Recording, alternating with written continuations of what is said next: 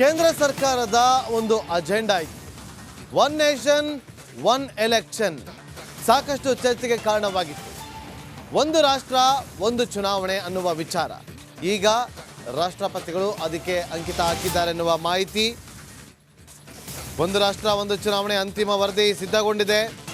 ವರದಿಯನ್ನ ಅಂತಿಮಗೊಳಿಸಿರುವಂಥ ರಾಷ್ಟ್ರಪತಿ ಕೋವಿಂದ್ ಅವರು, ಅವರ ನೇತೃತ್ವದ ಸಮಿತಿ ಸಿದ್ಧಪಡಿಸಿದೆ ಅಂತಿಮ ವರದಿ. ರಾಷ್ಟ್ರಪತಿ ದ್ರೌಪದಿ ಮುರ್ಮು ಅವರಿಗೆ ವರದಿ ಸಲ್ಲಿಕೆ ಸಾಧ್ಯತೆ ಇದೆ. ಮಾಜಿ ರಾಷ್ಟ್ರಪತಿಗಳಾಗಿರುವಂಥ ಕೋವಿಂದ್ ಅವರ ನೇತೃತ್ವದ ಸಮಿತಿಯಿಂದ ಸಿದ್ಧವಾಗಿದ್ದಂಥ ವರದಿ ಈಗ ಆ ವರದಿ ಸಲ್ಲಿಕೆ ಸಾಧ್ಯತೆ ಕಂಡು ಬರ್ತಾ ಇದೆ.